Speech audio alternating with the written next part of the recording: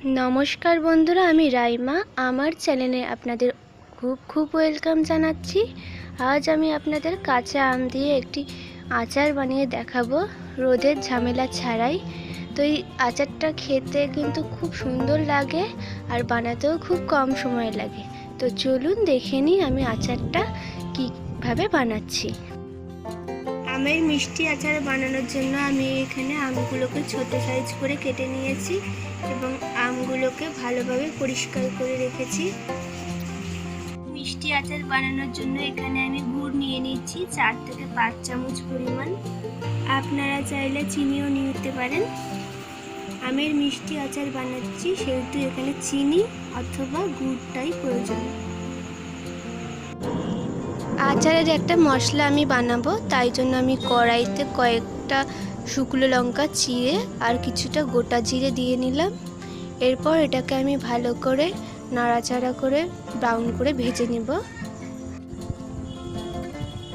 মশলাটা ভালোভাবে ব্রাউন হয়ে গেছে। এবার এটাকে আমি তুলে নিয়ে ঠান্ডা করে গুঁড়ো করে নেব।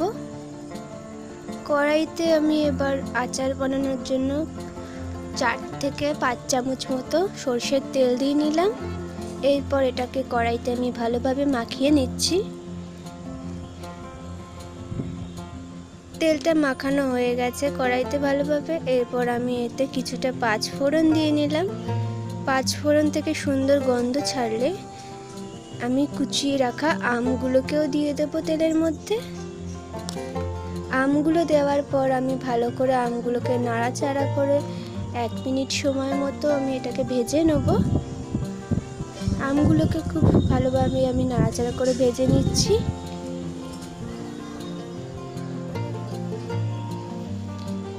এবার আমি দেব এতে পরিমাণ মতো হলুদ গুঁড়ো, লবণ পরিমাণ মতো দিয়ে আবারও আমি আমের সাথে মিশিয়ে নিয়ে ভালোভাবে নাড়াচাড়া করে আমগুলো প্রায় ভাজা হয়ে গেছে। এইবার আমি 1 কাপ পরিমাণ এতে জল দিয়ে নেব, যাতে আমগুলো একটুখানি সিদ্ধ হয়ে যায়। দিয়ে আমি ভালো করে নাড়িয়ে দিচ্ছি আর কিছুক্ষণ সিদ্ধ করে নেব আমগুলোকে।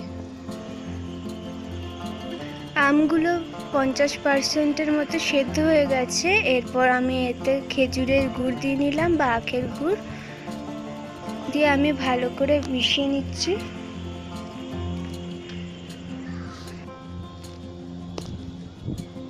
আমগুলো ভালোভাবে সেদ্ধ হয়ে গেছে আর আমের মধ্যে গুড়টাও ভালোভাবে মিশে গেছে। এইবার আমের মধ্যে আমি ভেজে গুঁড়ো করে রাখা মশলাটা 1 চামচ পরিমাণ দিয়ে নিচ্ছি।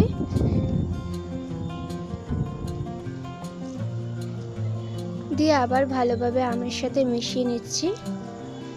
এইভাবে 1 মিনিট ফুটিয়ে নিলেই আমের মিষ্টি আচার খুব চটজলদি রেডি হয়ে যাবে। আমার তো আমের টকঝাল মিষ্টি আচার একদম রেডি হয়ে গেছে খাওয়ার জন্য। আপনারা কি ভাবছেন? আপনারাও বাড়িতে ট্রাই করে দেখতে পারেন। আর যদি বাচ্চাদের জন্য বানিয়ে থাকেন তাহলে ঝালটা একদম দেবেন না। এইভাবে আপনারা বানিয়ে 6 মাস অবধি সংরক্ষণ করে রাখতে পারেন। ভালোভাবে